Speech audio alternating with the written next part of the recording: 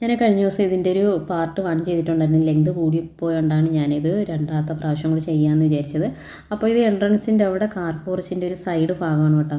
അപ്പോൾ അവിടെ ഒരു തൂക്ക് വിളക്കുണ്ട്. പിന്നെ ഒരു പ്രയറിന് വേണ്ടിയിട്ട് നമുക്ക് വിളക്കൊക്കെ കത്തിക്കാൻ പറ്റിയൊരു തറ പോലെ അതിനകത്തേക്ക് ഒരു തുളസി വെച്ച് ചെയ്ത് വെച്ചിട്ടുണ്ട്. ഭിത്തിയിലൊരു കൃഷ്ണൻ്റെ ഒരു രൂപമൊക്കെ ചെയ്തിട്ടുണ്ട്. ആ ഒരു ഭാഗം വൈകുന്നേരം വിളക്കൊക്കെ കത്തിച്ച് നമ്മൾ നോക്കുമ്പോഴേക്കും നല്ലൊരു ഐശ്വര്യമായിട്ടുള്ളൊരു സ്ഥലമായിരിക്കും. പിന്നെ മുകളിൽ തന്നെ 1-2 പെയിൻറ്റിങ്സൊക്കെ അവരിങ്ങനെ ഹാങ് ചെയ്ത് വെച്ചിട്ടുണ്ട്. അപ്പം എന്തുകൊണ്ട് ആ ഒരു സ്ഥലം നല്ല ബ്യൂട്ടിഫുള്ളാക്കി വെച്ചിട്ടുണ്ട്.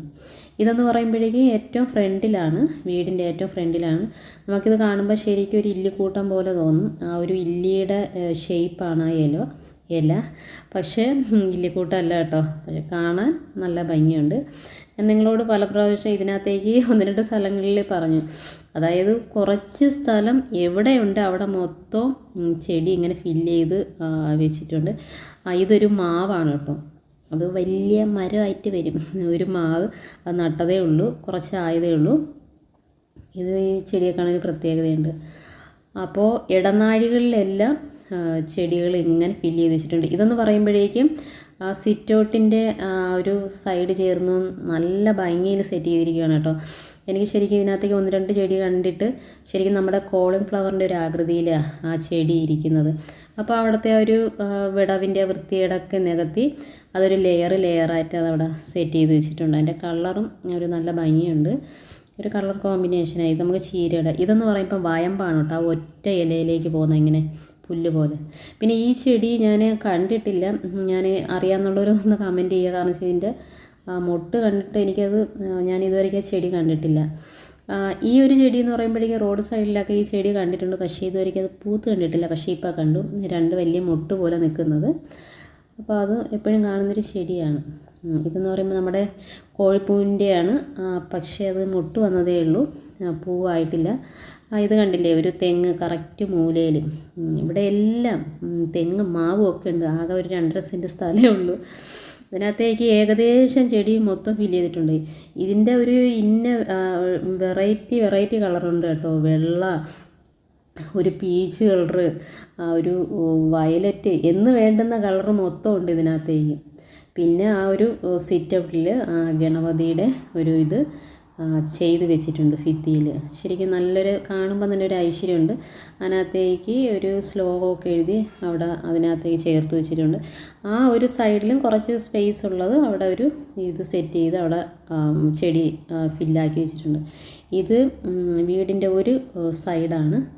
അപ്പോൾ ഇത് നമ്മൾ ഏകദേശം അങ്ങോട്ടത്തേക്ക് പോകുമ്പോൾ ചെടികളെല്ലാം ഹാങ്ങിങ് ചെയ്താണ് നിർത്തിയിരിക്കുന്നത്. അപ്പോൾ അതൊരു സ്ഥലം ആകെ ഒരു ആൾക്ക് നടക്കാനുള്ള സ്പേസേ ഉള്ളൂ. അപ്പോൾ അതിനകത്താണ് ഇത് ഇത്രയും ചെയ്ത് വെച്ചിരിക്കുന്നത്. ഞാൻ മറ്റേ വീഡിയോ പറഞ്ഞതുപോലെ നമുക്കൊരു ഏക്കർ ഉണ്ടെങ്കിലും നമുക്കതിനകത്തേക്ക് നമ്മൾ ചെയ്യാൻ അധികം എന്തോ ഒരു ഇൻട്രസ്റ്റ് കാണിക്കാറില്ല. പക്ഷേ കുറച്ച് സ്പേസ് ഉള്ളത് പോലും അതത്രയും മനോഹരമാക്കി അവരത് ചെയ്ത് വെച്ചിരിക്കുന്നത്.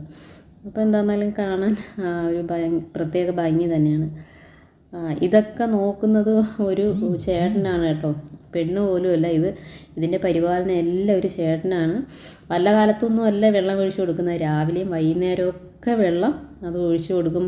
അതിൻ്റേതായിട്ടുള്ള എന്താ പറയണം, വളം, ഇതെല്ലാം ഒരു സമയം പോലെ നമ്മളത് ചെയ്ത് കൊടുത്തെങ്കിൽ മാത്രമേ, നമ്മൾ പറയുമ്പോൾ കാണാൻ ഭംഗിയുണ്ട് എന്ന് പറയും, പക്ഷേ അതങ്ങനെ ഭംഗി വരണമെങ്കിൽ അതിന് വേണ്ടുന്ന കാര്യങ്ങളൊക്കെ നമ്മൾ ചെയ്ത് കൊടുത്തെങ്കിൽ മാത്രമേ അത് റിസൾട്ട് കിട്ടത്തുള്ളൂ. അപ്പോൾ ആ ഒരു വീടിൻ്റെ ഒരു സൈഡ് പോർഷൻ നോക്കിയിട്ട് നമുക്കൊരു മരത്തിൻ്റെ ഇത് വരുന്നത് ആദ്യം കാണുന്നൊരു പപ്പായയാണ് കേട്ടോ. അവിടെ ഒരു പപ്പായ ഉണ്ട്. അത് കഴിഞ്ഞിട്ട് 1-2 കണ്ടോ, 2-3 ഇത് നമ്മളെ കരിവേപ്പില നല്ല തളിർത്ത് നിൽപ്പുണ്ട്. ഞങ്ങളുടെ വീട്ടിൽ ഒരു 3 കറിവേപ്പില കൊണ്ട് വെച്ചിട്ട് ഇതുവരെയ്ക്കത് നല്ല രീതിയിൽ വന്നിട്ടില്ല. അത്യാവശ്യം പൊക്കം കുറഞ്ഞ് തന്നെ ഇരിക്കണം. ഇതെന്ന് പറഞ്ഞിട്ടുണ്ടെങ്കിൽ ആ ഒരു കുഞ്ഞു സ്ഥലത്ത് തന്നെ വരുന്ന പേപ്പറുകൾ, പ്ലാസ്റ്റിക് അല്ല കേട്ടോ, പേപ്പറുകൾ കത്തിക്കാൻ വേണ്ടിയിട്ട് ചെയ്ത് വെച്ചിരിക്കുന്നതാണ്. അതിവിടെ തന്നെ ഒരു 2-3 വാഴയൊക്കെ ഉണ്ട്. ഈ കാണുന്ന പൈപ്പെന്ന് പറയുമ്പോഴേക്കും ഭൂമിക്ക് അടിയിലേക്ക് കൊടുത്തിരിക്കുന്നതാണ് കേട്ടോ, കുറച്ച് ഭാഗം. അതായത് ഇതിനകത്തേക്ക് മീൻ വേസ്റ്റൊക്കെ വരുന്നത് അവർ ഇതിനകത്ത് തന്നെ ഇടും. അപ്പോൾ അതൊരു വളമായിട്ട് അങ്ങ് പൊയ്ക്കോളും. അപ്പോൾ ആർക്കും വേറെ ഉപദ്രവമൊന്നുമില്ല. അപ്പോൾ ഈ ചെടികളുടെ ഒരു വളമെന്ന് പറയുമ്പോഴേക്കും ഇതാണ് കേട്ടോ. പ്രത്യേകിച്ച് പുറത്തുനിന്ന് ഒന്നും വാങ്ങിക്കുന്നില്ല.